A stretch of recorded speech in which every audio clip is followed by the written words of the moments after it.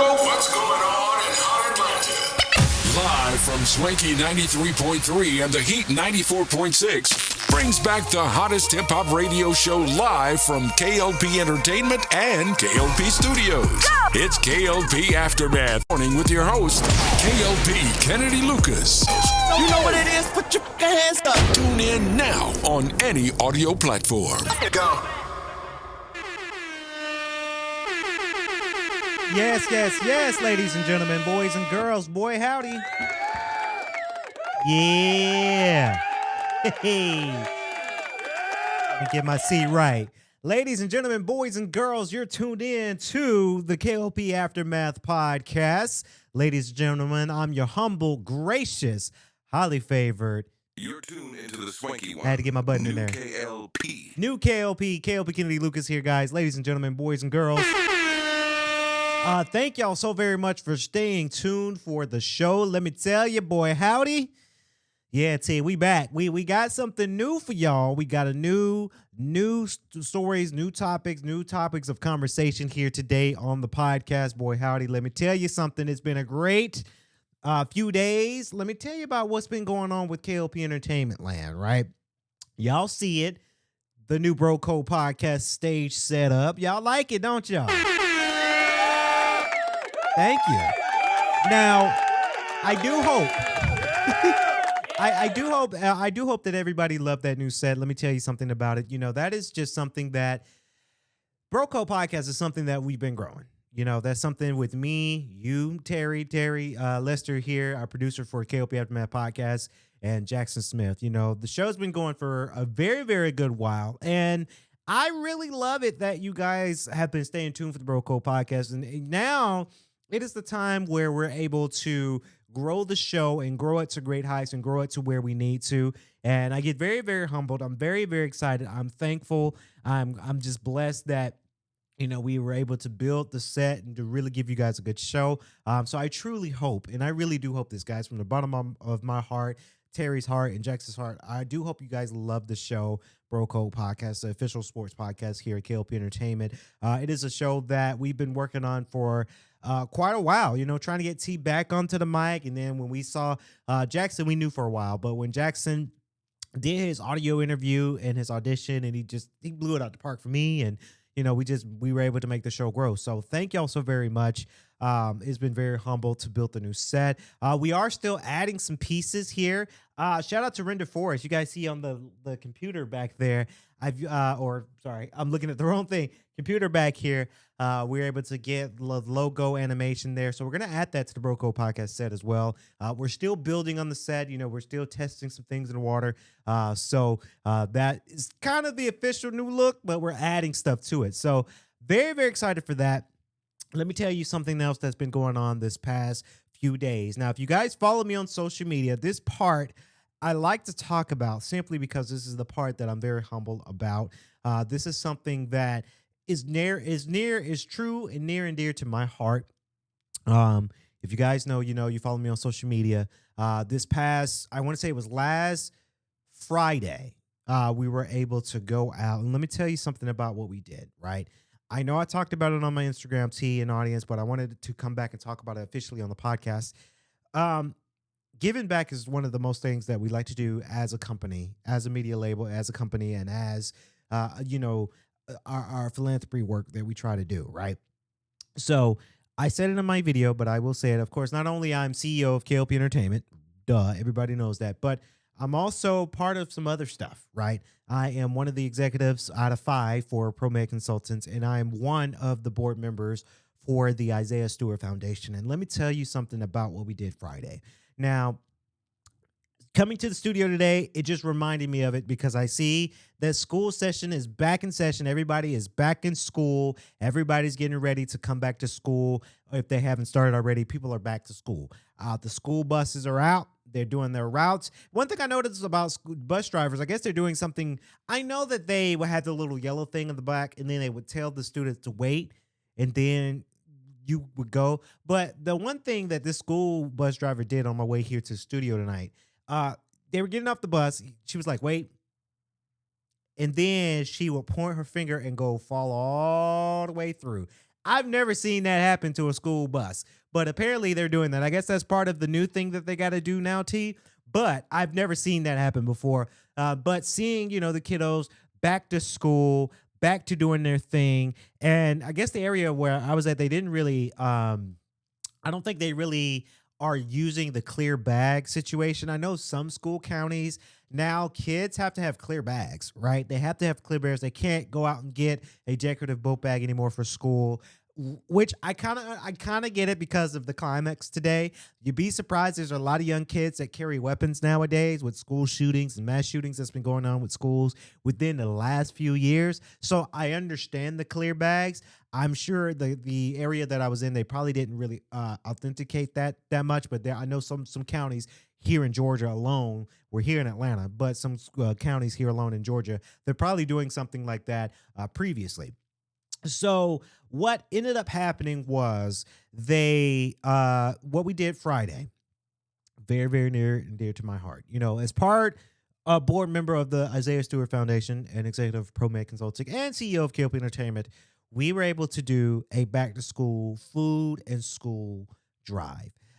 First and foremost,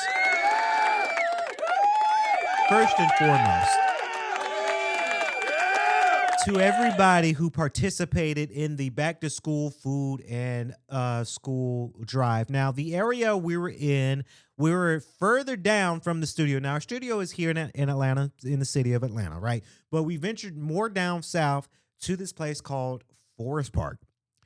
Forest Park area is not really the best area. Again, if you're living in Forest Park, listen to the show. I'm not talking shit about that area, but it's not the best area to stay, right? There are some rough parts of Georgia. There are some good parts of Georgia, right? Forest Park is not that spectacular of an of an area. I'm getting choked up here.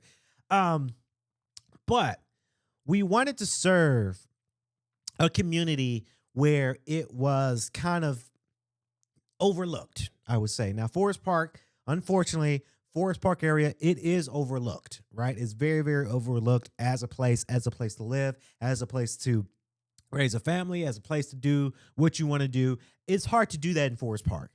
So we wanted to focus on an area where you didn't have too much of the fortunate that's living around in that area simply because of where the area was, right?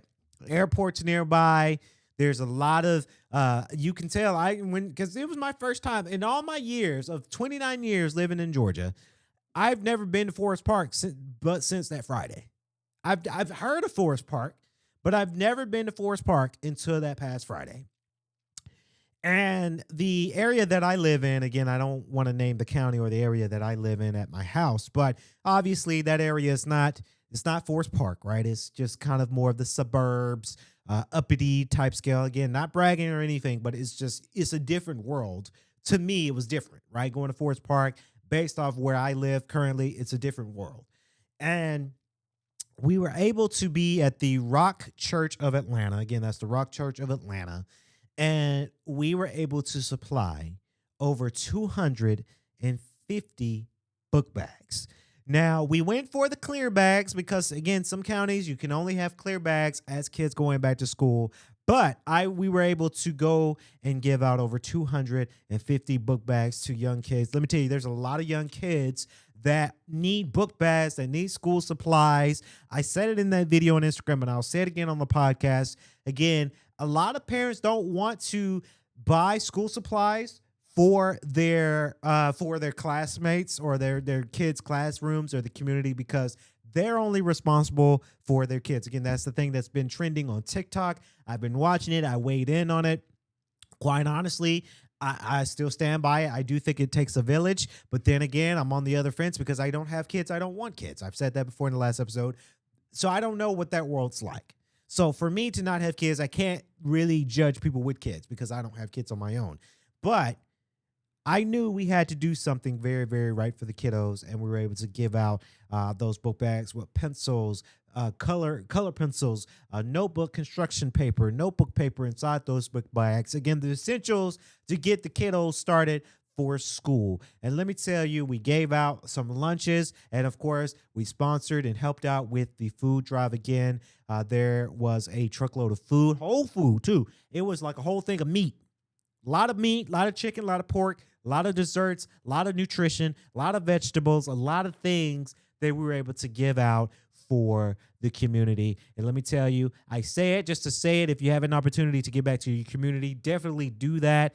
Don't brag about it first and foremost. Again, I'm talking about this not as a brag, like haha hee hee, look what we're doing. No, this is just serving a great community. It really touched my heart because let me tell you, there was a little girl that obviously, of course, I wasn't staring, right? I got to be careful how I say that on the public platform. There was a little girl there that, of course, was very thankful to get the school supplies she needed. And, you could tell she's going through some stuff, the little girl, because I can tell from a mile away that she was wearing some dirty clothes, right? Some stained clothes that she had on. You could tell. And when I saw that, and when I saw the mama, and the mama was tired, you could tell she looked tired. You could tell she's going through a lot, right? She got this little girl that's getting ready to go to school. She doesn't know how much that's going to be, right? She's going through a whole heck of a lot. And the little girl, that touched my heart. And it broke my heart when I saw a little girl wearing some dirty clothes. And you can only imagine what that house dynamic is like, right? And it's no shame on the mother because I'm sure that mother is doing everything that mother can to supply for her little girl just to get by. So I saw that. Even the pants, I looked at the pants again. I didn't stare at the little girl, right? Got to be careful how you say that on a public platform, T. But I glanced over and I said, dang, her clothes don't look clean, right? And it broke my heart. It really broke my heart. It got me sad, and it just got me thankful for allowing myself to be a part of something bigger than me, allowing myself to be just more part of it, and just really having a great time giving out these school supplies and things for the kiddos. It's just one of those community service things that we do as part of our foundation, as part of our mission, as part of our company. But we don't do it for the tax write-off. We don't do it for any of that. We just do it because we care and we're here, and it does take a village, right? And I will say this because I said this to our other board members that we had a great time simply because, honestly, people are selfish, right? And I got to say, I'm a little part of the problem, right? Because I can become a little selfish too when it comes down to it. Like I said, with kids and marriage and all that, I'm selfish. I want it all to myself, right? I love being child-free. But to be able to give back to other people with kids is quite amazing. But people are selfish. People don't want to help. People don't want to reach out. It's just one of those things that, it's unfortunate, but it does happen. And I can only pray for, the people that's going through it. And I can only pray that things get better. So that's what we did this past weekend. And today is the day where we're excited to announce that today is the launch, now streaming day for the Lucas Brothers Pictures. Long time coming. So, ladies and gentlemen, boys and girls, you guys can see the Lucas Brothers picture available now, streaming now. We did, based off the post we did today, we did announce that we're going to continue on our multi-year streaming deal with Spotify for video. If you guys don't know you should know what Spotify is. But Spotify has this thing where you can now debut video onto their platform. So we're actually one of the first independent cinematography filmmaker company to produce a full movie for Spotify for video. Yes, it's different. Yes, it's new. Let me tell you why we're doing this, because a lot of people did ask why Spotify for video, why not Prime, why not Tubi. Let me be honest, and I like to be honest with our people that's watching our shows and content, because it's tough. It's tough to get movies on Prime nowadays. It's tough to get movies on Tubi. And we were supposed to announce our other partnership with another partner, but they kind of reneged on their deal, right? That stuff happens. Unfortunately, it does happen where distribution deals fall through, right? And I want to say that to a lot of people who are understanding this independent thing. Some distribution deals do fall through, through the cracks, right? Some movies don't, but some do, right? I've had some movies that hit Prime and still hitting Prime. Eden Prime that came out in 2021, I'm still getting stream plays from that movie. And that's now a 4-year-old movie that we did. Some movies hit, some movies don't on certain platforms. And that's okay. All right, it's okay. Spotify for video makes it easy for us as content creators, as filmmakers to go through. Now, of course, when submitting it through Spotify for video, of course, they look at it. They verify quality control, obviously, which I'm glad they do. But they got more of a better partnership between us and them when it comes down to our movie distribution. So we were able to create Kennedy Lucasfilm's official Spotify for video account. And that's the first movie that we're going to premiere on there. Lucas Brothers Pictures. Let me tell you, that is a new series. That is a movie. That is something that, of course, I'm acting in. But that is a movie that you're going to laugh. You're going to laugh your rocks off. There's going to be some touchy-feely moments in this movie. So I do hope everybody take a listen to it. And guess what? It is free, right? It is free to watch on Spotify for video if you have a Spotify account. If not, you can create a Spotify account for free. And then they do offer subscription base. Honestly, I'm going to tell you guys, get the subscription for Spotify because you get a little bit more. It's not me trying to make a sale for Spotify because they're our partners. But if you get a subscription for Spotify, you get to do a little bit more. Spotify has been our great partners along with our Heart Media for years, right? When it comes down to our podcast shows, our TV shows, Eden Prime, Horizons is doing pretty good right now. Spotify's it. And I think that's going to be the new way for us. Not to say that Prime's not on the table, not to say Tubi's not on the table. It's just some movies make it to the platform, some movies do not. And that's just the harsh reality of an independent filmmaker trying to get our movies out to these bigger platforms. And I get it. It's business. Prime, Tubi, Pluto TV, Fubo TV, they're all trying to compete with Netflix and Hulu and HBO and Paramount, Peacock, right? I get it, right? And it's tough for a lot of us independent people to get on those big networks because we are independent. We don't get $100 million budget to make a movie, right? If you're given $100 million to make a movie, you're probably most likely gonna go on Netflix and Hulu and Peacock. Or if you have a celebrity. Now, do I know some celebrities? I do. Some startup celebrities. Yeah, I don't know the big stars. If I had Denzel Washington in one of my movies, which I'm manifesting that. I want to see that happen. I probably can get to HBO Max, right? But in the reality of things, we are independent. Filmmaker and filmmaking and the filmmaking team were independent. So it's hard to get to those platforms, right? But like I say, I am proud of the staff. I'm proud of Owen Grant, and Nolan Smith, though they play Keenan and Kendall Lucas. I'm proud of Dennis Stonefield. He plays Milo. I'm proud of Kip Smart, who plays Sebastian in this movie. I'm very proud of everybody. Paige Flynn is in this movie, another actress that's coming up to the stardom of it. I'm just so proud of everybody that voiced this movie and is a part of this movie. Spotify for video. We do have the two Undercover's on his way too. 2 movies coming to another streaming network. We're waiting for their approval, so I can't really announce it on the show quite just yet. Maybe the next podcast I'll announce, but they're not on the platform yet. We're waiting approval. That's just something we're doing, T. If you are an independent filmmaker, there are ways to switch your distribution plan around. So again, watch it today. It is now streaming today. The Lucas Brothers Picture. You will not regret it. It's going to be fun to watch. It's on our link description, on our Instagram, on our post. Don't miss out on it. Watch it. It's available right now, and you can watch it for free. All right. So let's get to it. Let's get to the topics of conversation today. And we're here to talk about the Raw recap. You guys know how I do it on each show. I like to do the Raw recap show when it comes out to it. Now, the Raw recap show was very, very spectacular when it comes down to it. Very, very exciting. Now, Raw was in Brooklyn. So if you guys want to know my full review when it comes down to it, if you want to watch it on from SummerSlam, don't miss out on it.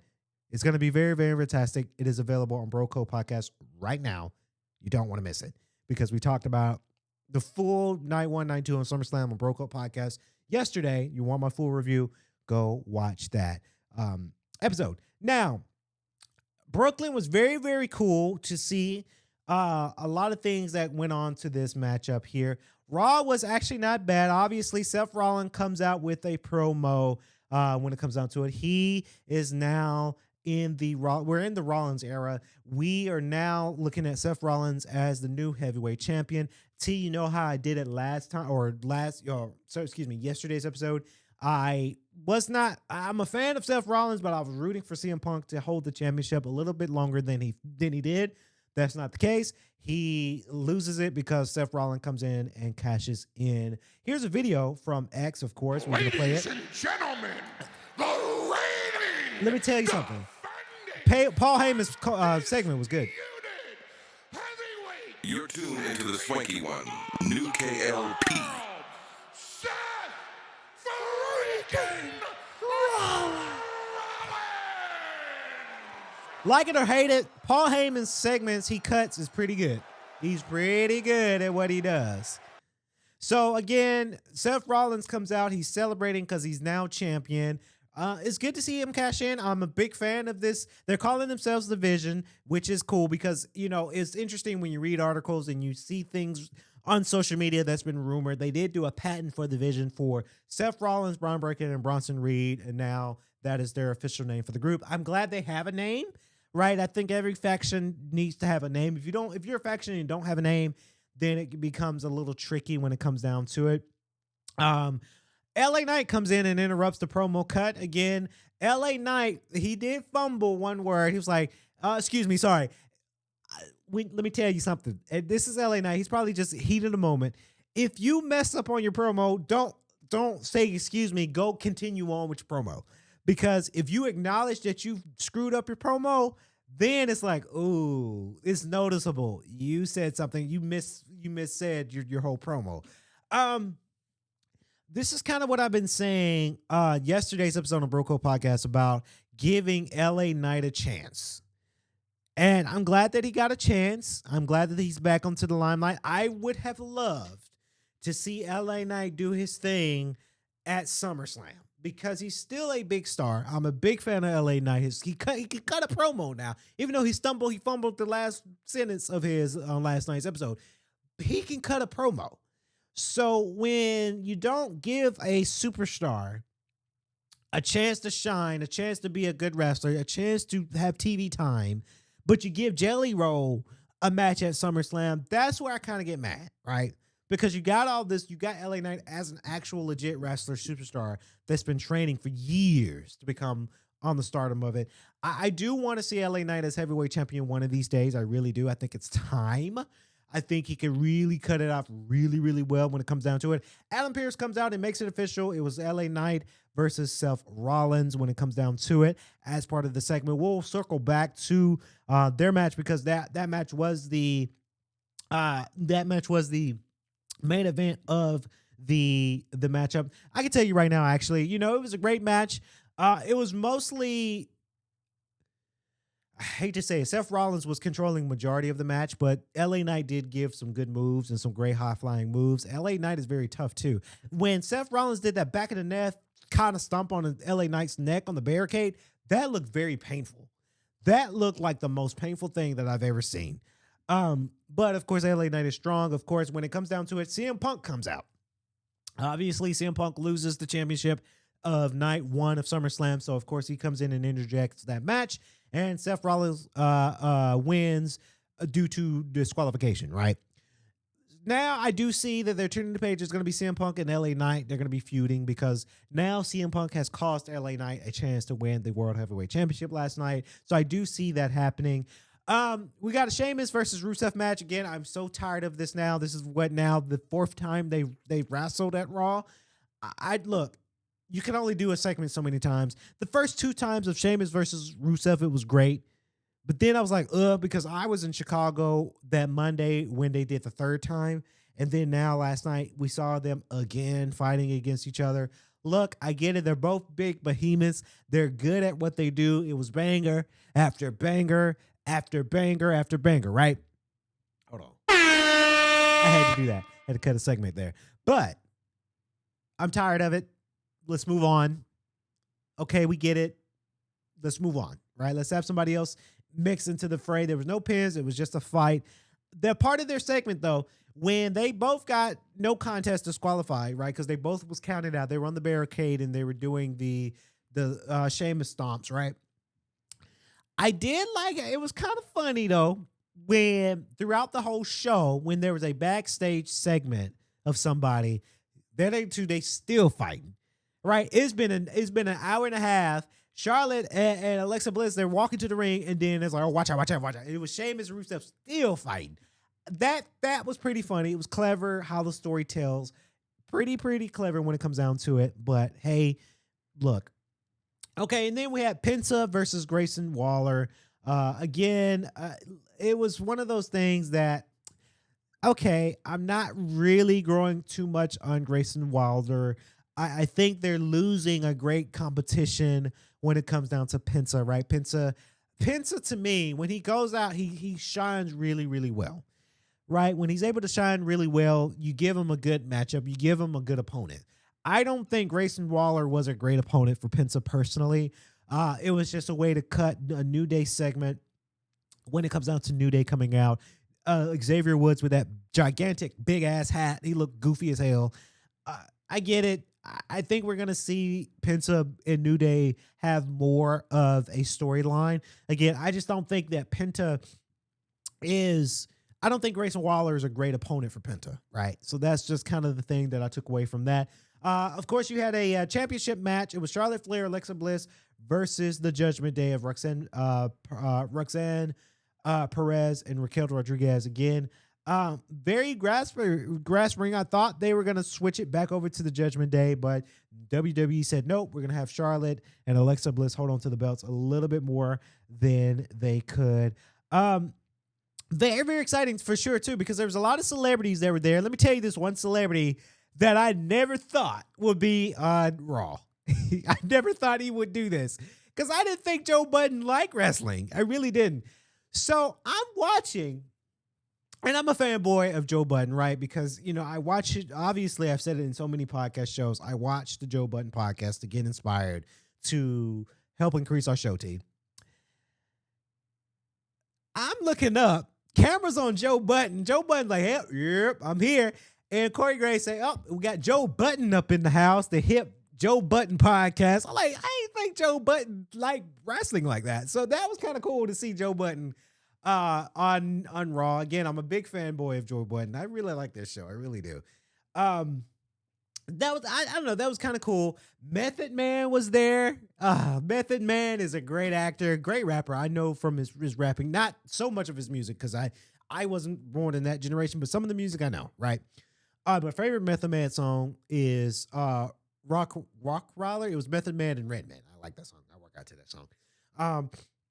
So then you had Method Man there in Brooklyn. They were at Barclays. Joe Budden was there. I could tell Ian Schwartzman was next to him, right? It was a great pop to get him on camera. Again, Joe Budden's 20 million up. It's good to see good celebrities that I know, not personally, but I can know it because I watch their content, and just to see them doing their thing is really, really cool to see. It's really, really cool. I can't wait to see listed the next Joe Budden episode because I'm sure he's going to talk about it on the next episode. Moving on, though, we had Dragon Lee versus Dominic Mysterio. Like I said in the Bro Code podcast, go watch that episode. It was an hour and 40 minutes, too. It was a long episode. I am impressed with Dominic Mysterio. I am. He's growing on me a lot. I like his wrestling style. I like how he's able to be very clever. I like that Dominic Mysterio is performing some great moves because, again, when he first came out, I was nervous. I talked about it on the Bro Code podcast yesterday, T. I was nervous for Dominic Mysterio, but now that Dominic Mysterio is going out and doing their thing, it's just, I don't know, it really gets me excited. I'm very, very, very happy about that. I'm very glad to see that happen for Dominic Mysterio.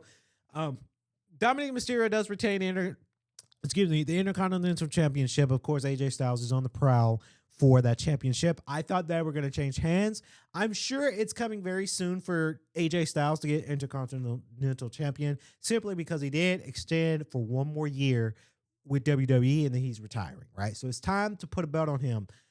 You want AJ Styles to have a belt on him the last year he's wrestling, because after this year, he said, I'm retiring, I'm tired, I'm done. Dragon Lee, I remember when Dragon Lee first came to WWE, and he's been wrestling for a while. I'm disappointed in Dragon Lee because I was hoping Dragon Lee would be a top star. He's kind of, now Dragon Lee to me is like the spoof of WWE. He's a spoof superstar now, which is sad to say that, but he is. He's not the top star anymore. And I'm pretty sure Dominic Mysterio should have something else coming, something else brewing very, very soon for Dominic Mysterio to go for the big players. I see it happening, right? They gave the match a C+. I'm also giving it a C+. So Becky Lynch cuts a promo. Nikki Bella comes out again. It was very, very cool. Let me play this segment here for y'all for sure. You're tuned into the swanky one, new K.L.P. Are the greatest wrestling couple of all She's talking about the couple of her and Seth Rollins, which is true. But watch this segment here. But wait a minute. Watch At it. one point, that would have been you and your... Oh, you used to date John Cena. He broke off. Uh-oh. Wait, Good cover. You can't see him anymore. You're tuned into the swanky one, new K.L.P. And the crowd was like, oh, shit. There's this one guy who was like, that was a holy shit moment. Holy shit. Holy shit. So, if you guys don't know, Nikki Bella and John Cena were in a very long relationship. That was a storyline with WWE at one point. That was the storyline for the reality show Total Divas. Of course, they broke it off, and now John Cena is now married to someone else, and that was a cut promo there. That, let me tell you, that was pretty good. That was pretty good. I can't lie. That was pretty good. So when it comes down to it, of course, in the main event for that, of course, Rollins, I said at the beginning, Rollins was disqualified, was defeated tonight by disqualification of CM Punk. But of course, Roman Reigns come out in the support. He got Tsunami so many times. It's good to see the only tribal chief back. Bronson Reed got something. He keep taking Roman Reigns' shoes, man. Let me tell you.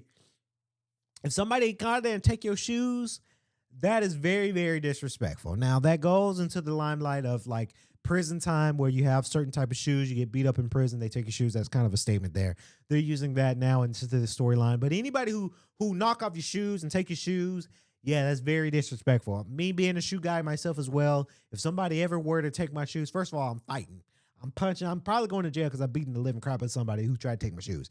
But that matchup was really, really good. Now, the overall, they give Bleacher Report, give Raw a C+.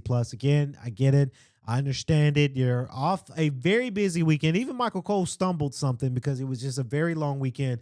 I didn't like how they cut Naomi's segment, right? She came out looking crazy in a good way, right? Because that's her character. But they cut a promo. They cut her promo very short from Netflix. I ain't like that. I found that to be very disrespectful. And then she had another promo cut for sure. But again, that's your Raw recap. Again, very good to see a lot of celebrities like Joe Budden, Method Man there. That was pretty cool. I was very geeked about that. But again, Raw was pretty decent. My take, it was watchable. You know, it was watchable for sure. Very, very good here when it comes down to it. So coming up next, guys, I guess this is kind of like the top story, if you will. Let me get my button ready. As I struggle to find up, there it is. So here's kind of my top story, 2 reviews for the top stories on today's podcast. Some of y'all might know this, and some of y'all don't. Let's do it. K.L.P. All the topics, stories, and gossip. Yeah, this ain't really It's gossip. now time for our top story from K.L.P. All right, so the top story goes out today, and I'm kind of switching it up, and maybe I got to create a button for the reviews, because in the top story, this is our top story for sure. We're going to give you 2 reviews here on the podcast. The first review, I'm very excited to talk about it, because let me tell you, as a gamer, I love video games, obviously, duh. Video games, to me, it allows me to be my most creative self. It allows me to be calm. It allows me to be in peace. It allows me to be in my own zone. Now, a couple of podcast episodes, I did a review of Donkey Kong Bonanza. Still a great game, by the way. Other than me playing a video game console like my Switch 2 or my PlayStation 5, by the grace of God, I am blessed. Again, blessed. This is not a ha-ha, hee-hee, look what I got. But I'm blessed to have a MetaQuest, right? So a couple of months ago, I went and purchased a MetaQuest 3S, right? That is the newest MetaQuest that you can get out there. I can't wait for if they make a MetaQuest 4, right? MetaQuest 3S, I don't want to say it's very expensive now. I do want to say, I mean, it's $400, right? If you got, well, I think it's $300 actually, but $400 if you get the accessories and whatnot. I was dabbling into VR for a very long time when I bought a VR. It's probably a review on YouTube channel. An old Walmart, Amazon VR thing that I bought for your phone years ago just to test VR. And then I was in Walmart a couple of months back, and I was shopping for something innovative, right? And at Walmart, I saw the MetaQuest, and at that time, the Batman game came out, right? Batman Arkham Shadows. They had a bundle where it was the MetaQuest 3S, and then you get a code for Batman Arkham Shadows, right? Huge Batman Arkham player. I bought it. I was so excited. I was nervous about VR, but I bought the MetaQuest VR 3S, and, you know, I bought the Batman game, and turns out my sister, actually, one of my sisters have a MetaQuest as well. I didn't think she had one of those, but she does. So she was telling me about how cool it was. I said, okay, I might just make that investment because I'm always looking to be more immersive in my video game playing. So months pass. Now that I've played more of VR, I don't have motion sickness as much as I did. Now, when I first played my VR, I can only play for 30 minutes because I was getting motion sickness like the ass. Like I was getting motion sickness like crazy months ago. But as I started to play more of VR and more of it, I don't have any motion sickness anymore. I do encourage people, if you're deep into motion sickness, there's a way to reduce that motion sickness. But it's hard because you want to immerse yourself in full VR. And I think if you immerse yourself more in VR, you got to get trained. If you first buy your MetaQuest, play for 30 minutes, test it first, and then gradually months later you'll get used to the VR and motion sickness. This was my older sister Kendria. She has a VR MetaQuest. I probably would not have my other sister Deamber. Now I'm cracking on you because I know Deamber's listening. I would not have Deamber use it because she get motion sickness out the ass. It doesn't matter if she played VR for months and months and months. She gets motion sickness. She get motion sickness when we're playing video games. When we were kids, we had the GameCube. She would want to play. She played for 30 minutes. She said, guys, I can't play this. I'm sick. Don't get it, but it happens. So, and actually, I take that back because Deamber, she got better. We play Switch. Like, we play Nintendo Switch Sports Christmas time, and she didn't get sick. So, but besides the point, you immerse yourself in full 3DS. I can't wait for Deadpool VR to come out. That's going to be really dope this fall. So, my video game review. This game I'm addicted to. This game I've been playing every night.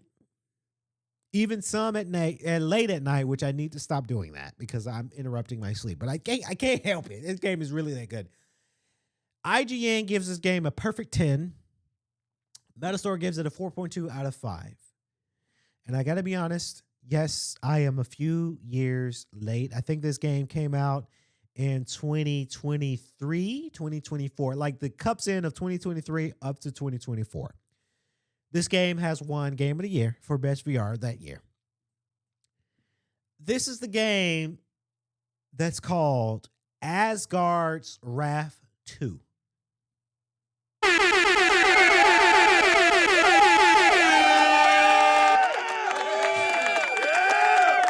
And guess who did this game? Sanzaru Games did this game. Sanzaru, who is a great studio, I know them best right now from their Sly Cooper game. Of course, they did the Sly 1 through 3 they redone that for the PlayStation Vita. That was kind of they were in charge of that. And they did Sly Cooper Thieves in Time. The full game. They did it. I hope they do Sly 5. I want to see Sly 5 come back. It would be cool. We got a Sly Cooper game in VR. That would be dope as hell. Besides the point, because Sanzaru did Asgard's Wrath 2, and this is our only VR game. I think they could do a Sly Cooper VR game. I think they could pull it off. Besides the point, Asgard's Wrath 2. This game is so freaking incredible. It's so good. It's so good. Now, you're playing as a sort of a main character, but it's focusing on the mythology and combat style. You're playing a character named Aquarius. I can't pronounce his name right. But you're following in the wakings of the guardian Aquarius. I probably butchered his name, the real name, Aquarius. And you are kind of like the spiritual god that goes in Aquarius, and you're following in the tales of him. And you're going through the role playing of Greek gods, like, because this is mythical. I like mythical type games. You get to you're looking for Loki. You're gonna interact with Thor. You're gonna interact with other mythological Greek gods that's in the mytho world, in Asgard and Egypt and the Scorpion King. Right? You're going through all of these things. You got the three. Again, these is Greek gods. I don't really know their names, but the three sisters, I call them the three ugly sisters is what I call them, but they're three giants of gods where they're kind of helping you through the storyline. When I first played this game, I had no clue what I was getting into. When you boot up the game, again, when you get VR, you got to anticipate a jump scare. And luckily for me, this game doesn't scare me because in VR, you got things coming at you. You got Greek god coming at you. You get kind of nervous, right? You get kind of scared. If I was a kid, I'd be scared of this game. When I tell you, when I went to the Macon Planetarium in Macon, they had these big planets talking to you. I got freaked out, right? I don't have that stuff anymore. I'm not a scared cat anymore. So you got to anticipate it. But when I first booted this game, again, I didn't know what I was getting into. Right. I had the Horizon Plus subscription model because I tried the free trial because I wanted to see what games I can get into in VR that I haven't played yet. I'm a gamer. I got to look into it. So Asgard Wrath 2, they have the subscription model. They had the subscription. Like if you subscribe to Horizon Plus T, you can play this game essentially for free because you're playing the subscription model. So I played it. I booted up. I'm like, all right, let's give this game a shot. Make sure you have space on your VR because this game does take a lot of gigabytes because it's a big game. It's a beefy game.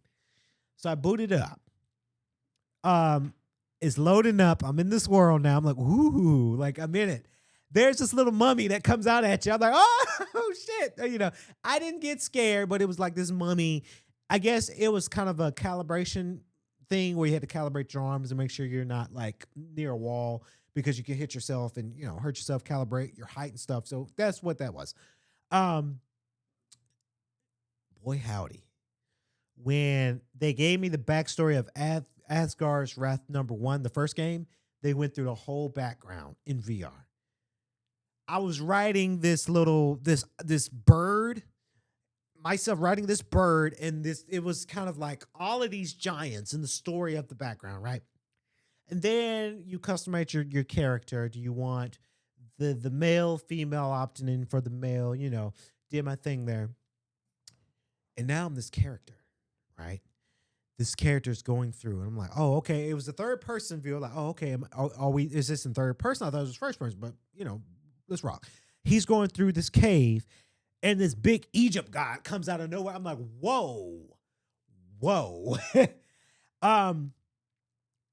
So, and then you get to fight this little dragon thing just to kind of get you warmed up with the game. That was pretty thrilling. My first experience of Asgard's Wrath 2, I was thrilled. The thrill was real. And I always say to people, if you play VR, you want to play in a cool place.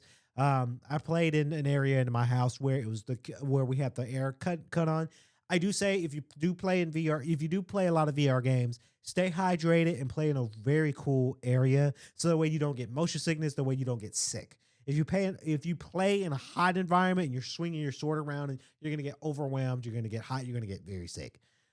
So my body was cool because I was hydrated, air is blowing in my face, and then I'm doing VR. It was very, very thrilling. I love that thrill. So as I'm playing this game has been incredible. Of course, you're playing this character who has a sword, who has an axe. I'm swinging the axe around. I'm fighting these monsters. Going through the story in VR is incredible. There is a character that is a panther that I thought we are gonna have to fight the panther, but no, that is your side companion. That's your side buddy. Her name is Sibria.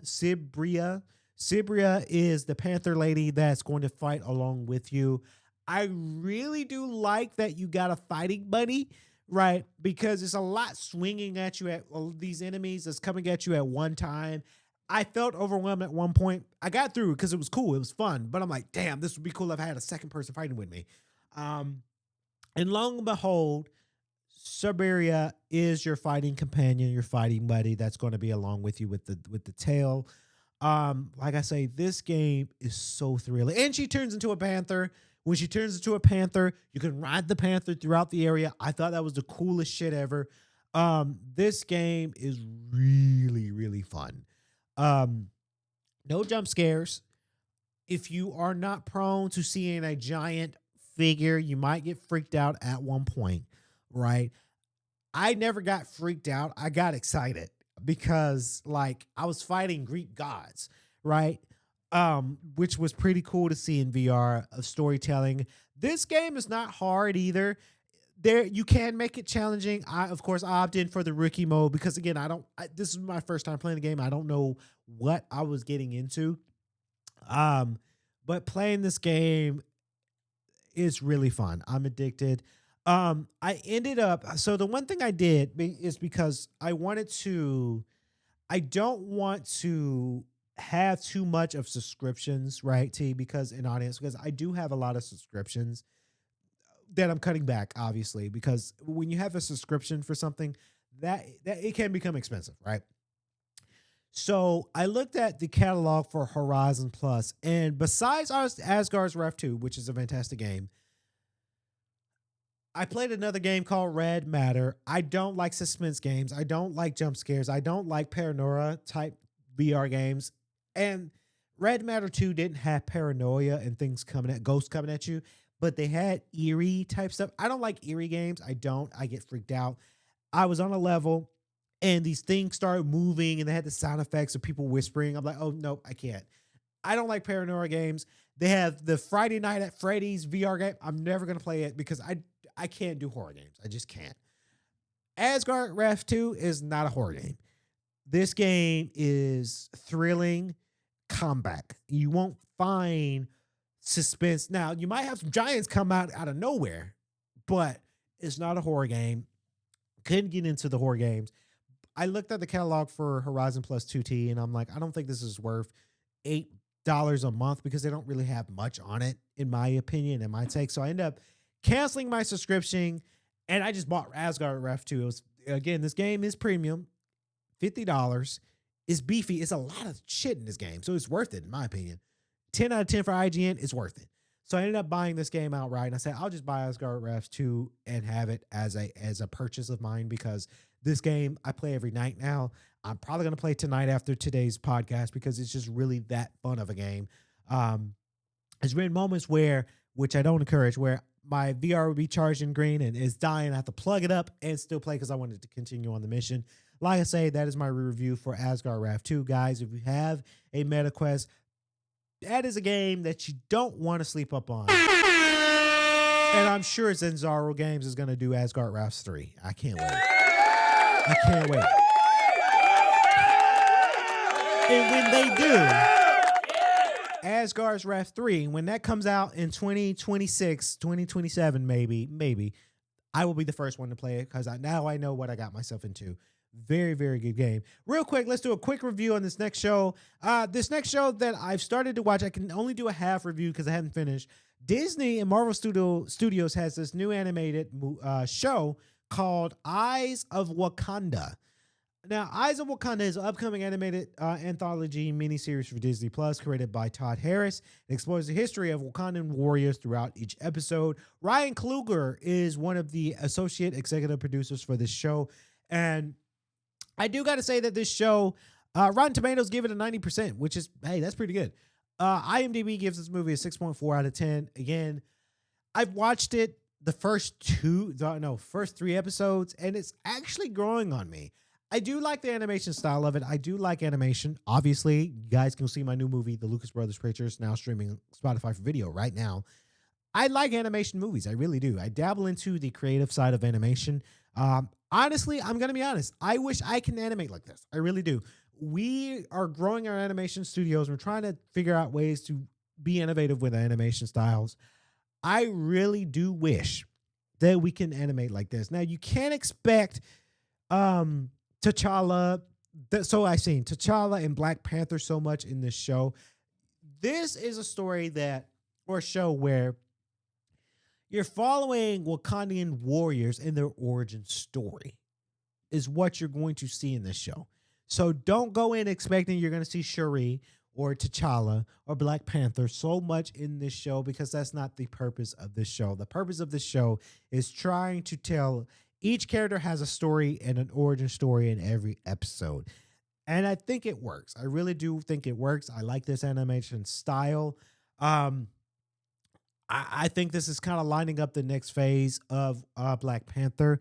Even though we still say rest in peace to Chadwick Boseman's character, I think it is now time, and Disney probably know that it is now time to recast T'Challa and Black Panther. Unfortunately, right? Because if Chadwick Boseman was still here, then yes, he could still be Black Panther.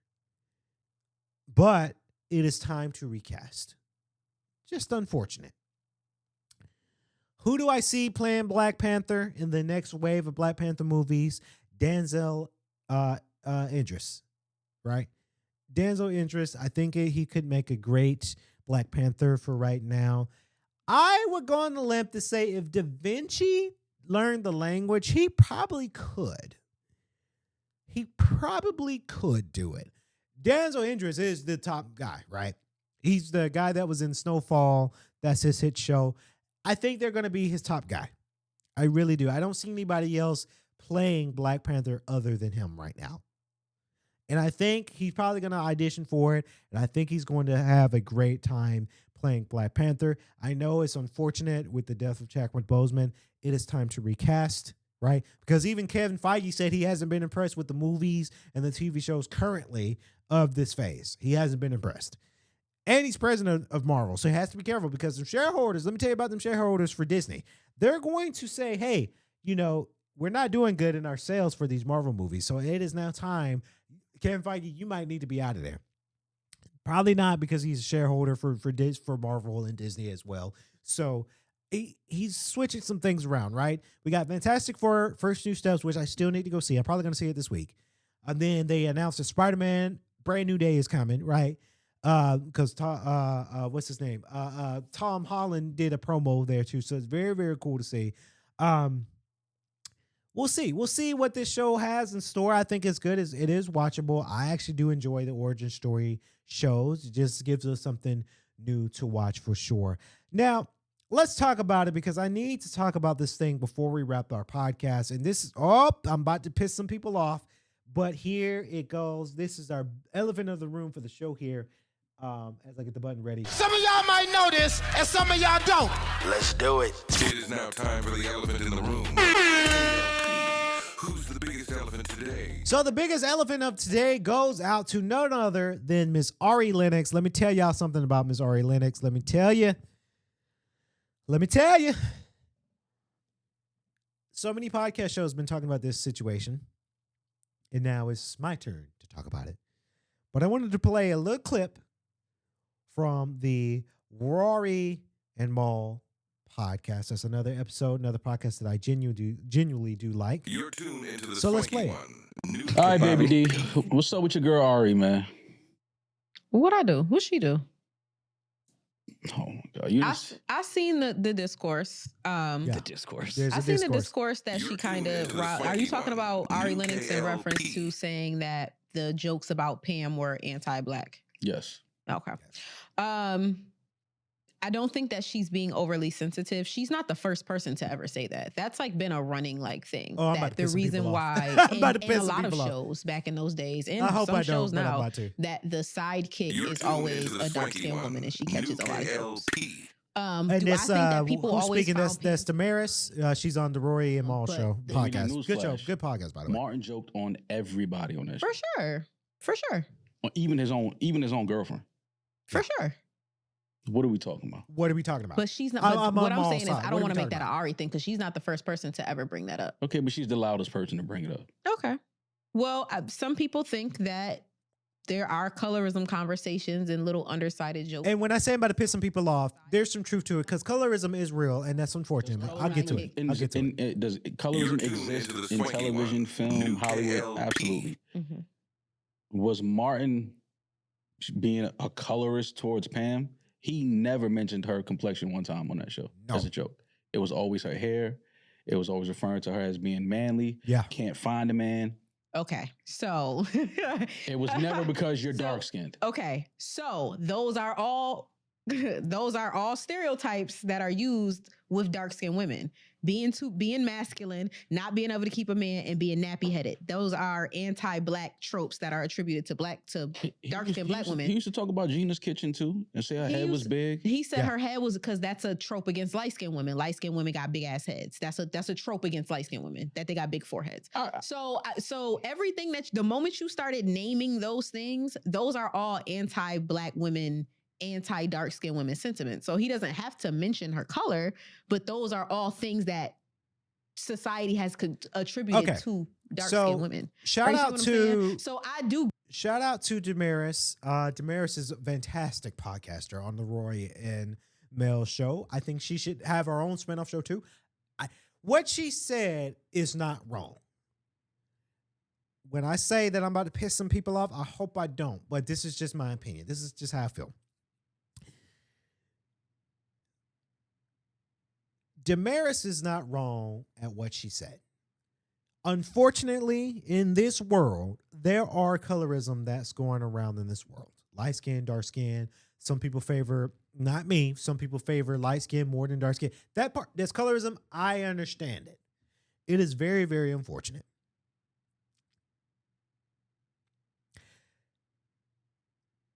Let me tell you something about Martin, the Martin show, Martin. Now, I was born in 1996, so I can't say that I was brought up watching Martin so much. Have I watched Martin? Of course I did. Right? I agree with Maul when he says Martin never picked on Pam because of her skin complexion. Folks, this is just my opinion. Folks, Martin was the 1980s and a little bit of the 1990s, right? I think, in my opinion, these new generation people, myself included, a little bit, I think we're getting a little bit too sensitive when it comes down to a 80s, 90s show. Times were different back then. Right? Now, what Damaris said on Roy and Mal, I get it because those are stereotypes with dark skin complexion, being too masculine, nappy headed. Okay, I get it. Very understandable. But my beef, not so much, because Ari Lennox is a great singer, right? Here's what I think Ari Lennox is coming out, and this might sound like I'm hating. I think, first of all, Ari Lennox, I don't think, along with myself, we didn't grow up in that era to be sensitive about that, in my opinion. Quite honestly, Ari Lennox is doing this, in my opinion, is because she's trying to stay relevant. Sorry. I like Ari Lennox as a music artist. I really do. But when's the last time that we heard a new hit from Ari Lennox? Right? She's going through all of these hoops and hooplas with what's her label? Dreamville, I think is J. Cole's label, right? And she's become a little messy with her personal life sometimes a little bit. And all of these come to light, and it makes us as fans not really appreciate her as an artist anymore because she's been through the trials and tribulations of her own self. Right? Let me tell you, celebrities, they do these things and say these things to stay relevant because now the attention's not on her.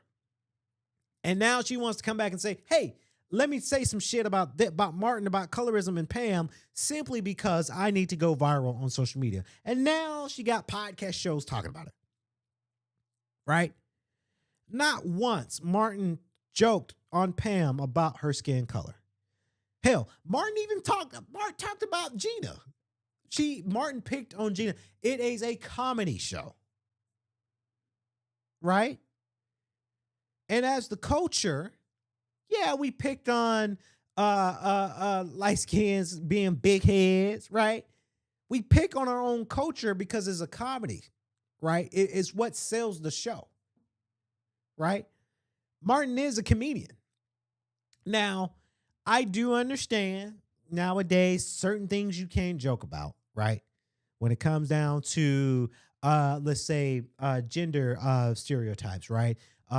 People joke about non-binary people. I don't joke about non-binary people because I know quite a few people who classifies as non-binary. So I don't joke about those things in current times. Yes, I agree.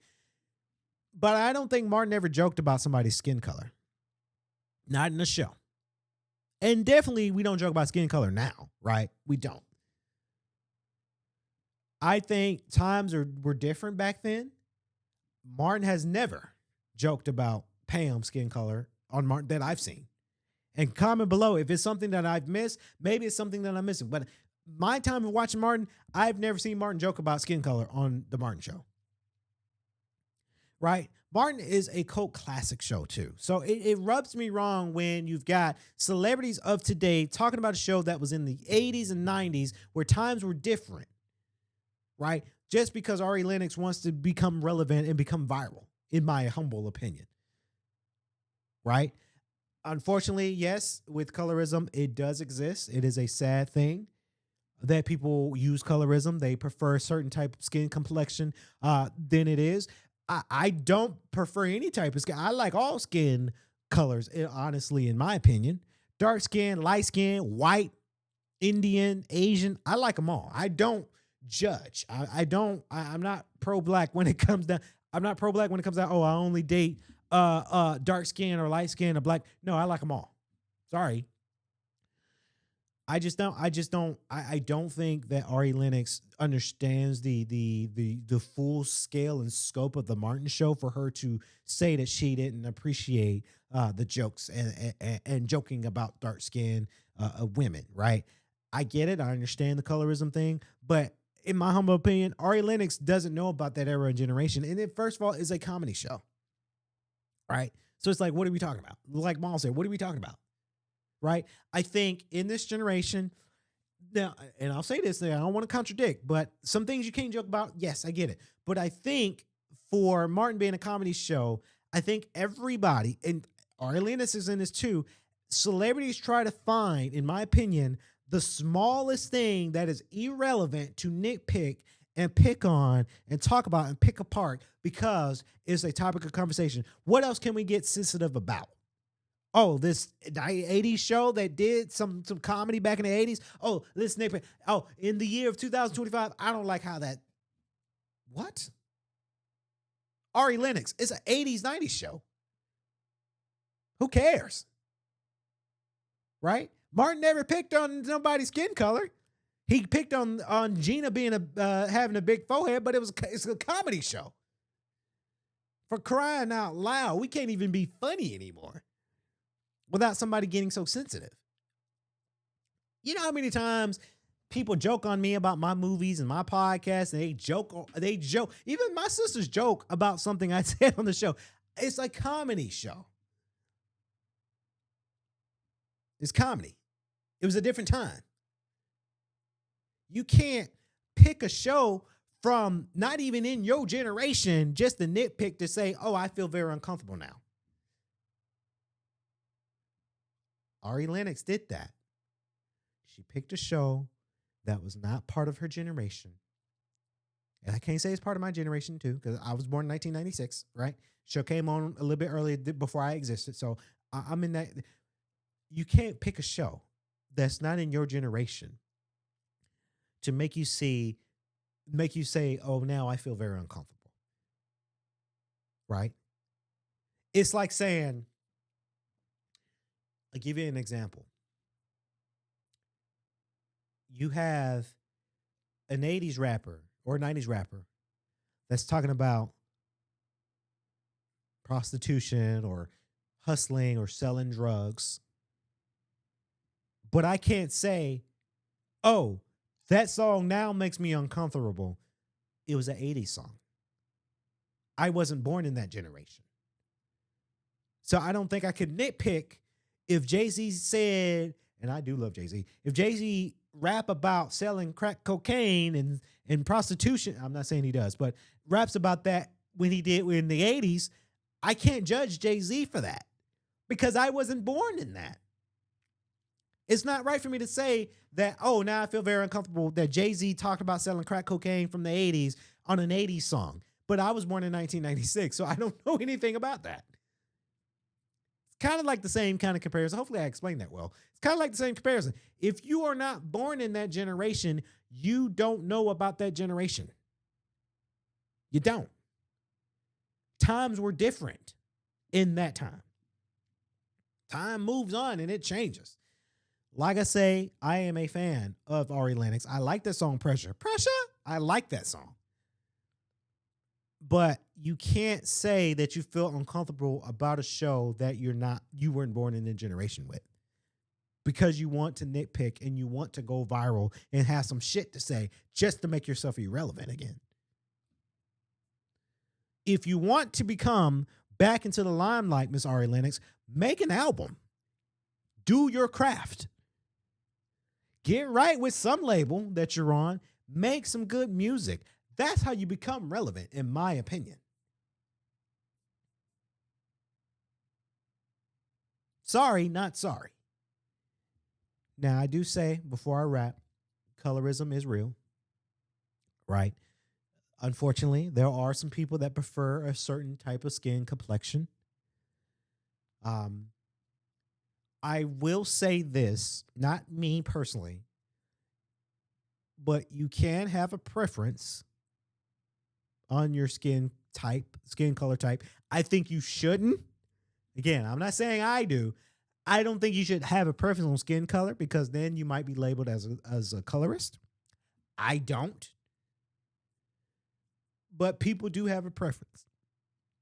Some people like them dark. Some people like them light. Some people like them white meats. Some people like them curries. I like them all. Right? Have I met, and I'll say this, I've met girls who are mean, dark skin, light skin, white. I've met them all who are nice, and then I've met them all who are mean. Right? Maybe, since we're talking about stereotypes, right? Maybe we should stop performing these stereotypes in the world. Maybe we should stop calling ourselves the N-word. Because that's how we greet each other. I don't greet none of my friends with the N-word. Have I? I know it. Have I? I've never done it, and I never will do it. That's stereotype that we do. So when we perform those stereotypes out there in the world, they're going to think it's okay. I said this too. color people time, CP time that we use. Fucking hate that expression. I wish we could stop saying that. I really do. I hate it. I scream at somebody who says that. Because guess what? The other races already think we sorry, lazy, and late. We just proving their point. That's why I say 15 minutes is 15 minutes early is on time's late, right? If we stop performing these stereotypes, right? If not me. They say stereotypes for dark-skinned ladies, attitude, mean, nappy-headed. I'm not saying these things. It's just the stereotype that's going out there. Maybe we should stop performing those stereotypes. If you are a lady in the stereotype of dark skin, again, not me, guys, stereotype out there. If you got an attitude, maybe you should fix that attitude. There's a thing you could start doing, right? Stereotype out there says that, hey, nappy-headed, okay? Maybe you should go grease your hair up a little bit. Maybe. Now, I put supplements in my hair, really. I don't use grease in my hair because I keep my low. If I had my like afro back in the day, yes, I need grease. But nowadays I keep it low, right? But I do put conditioner, shampoo, and supplements that I need, right?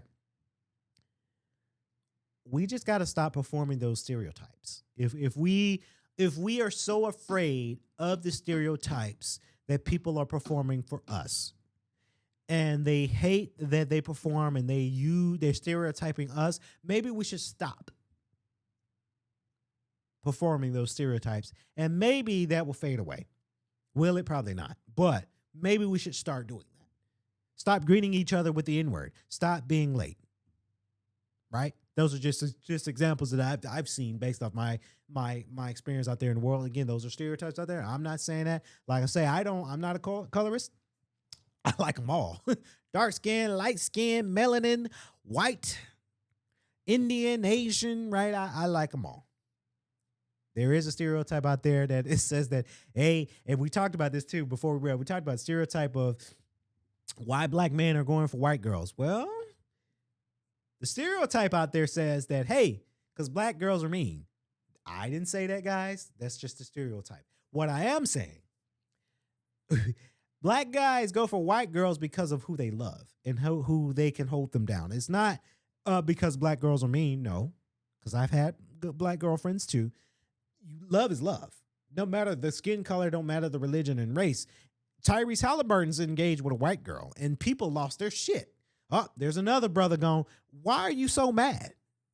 Why are you so angry that Tyrese Halliburton is engaged to a white girl? He loves that girl. Love is love. Doesn't matter the skin color, your type, religion. Tyrese loves that girl. And she so happened to be white. There's nothing wrong with interracial couples because I know quite a few. There's nothing wrong with that. If I ever get a girlfriend, whoever she is, she could be white. She could be black. She could be Indian. It's about somebody I can build a bond with, who I can call a best friend, who can hold me down, who can actually respect me as a man, who can actually be there. Doesn't matter the race. Doesn't matter the skin color. But another stereotype that's out there is ladies of our culture are getting mad that us brothers leaving the nest and trying something different. Maybe we found somebody we like. You can't get mad. I'm sure Tyrese Halliburton got a lot of black friends, but hey, he's engaged to a white girl. There's nothing wrong with that. I just think, back on my topic here before we wrap, like I say, Ari Lennox, go get you some money, go get you some music made, stay out of this. to me is very invalid. I think you're just complaining and bitching out because you just want something to bitch about. In my humble opinion, sorry, it's my show. Sorry to cuss like that, but that's just how I feel about this certain segment. Like I say, not once Martin did colorism to Pam on the show. I think even Pam reached out and said, "Hey, there was no colorism there. It was just jokes because it is a comedy show from the 80s. Let's leave it alone. Let's stop nitpicking everything from the 80s and 70s and 60s to bitch about in 2025. Just something to bitch about because that gets us very annoyed. You're just trying to go viral on social media so that way you can say, hey, look what I'm doing. Look what I'm talking about." It's not to say that her villains are not valid because they are. They're quite concerning, right? Colorism is real. Her concerns are very valid in terms of colorism between light skin and dark skin, but you're nitpicking a cult classic show that was from the 80s and the times were different. And it's irrelevant. Sorry. So that's gonna wrap it up here on the podcast here. Hopefully I didn't piss some audience off. I'm sorry. I gotta get my and maybe when Evelyn comes back, maybe me and Evelyn can have that conversation on what happened was, because I want to get her take on that. But that's going to wrap it up here on our show here. K.L.P. Aftermath. Guys, please do not perform colorism like all skin types and skin colors and religion. We are all human at the end of the day. That's the only same thing that we all are is we're all human. That's the only thing that really matters. Doesn't matter if you like light skin, dark skin, Asian, white, black, Indian. I like them all. Please do not perform colorism because that is a huge thing. That's going to wrap it up here on the K.L.P. Aftermath, a show presented by iHeartMedia. Thank you guys so much for staying tuned for this show. Again, please like, comment, and subscribe to the channel if you're watching it. And if you're listening to us, thank you so very much. And go check out the Lucas Brothers Pictures, available right now. Spotify for video at Kennedy Lucas Films. It is available right now for your streaming pleasure. Again, go see that new film as we continue on making our films here. Stay tuned tomorrow for a new Bro Code podcast, our official sports podcast show here at K.L.P. Entertainment. As always, I say to a lot of people, stay safe, stay swanky. Peace.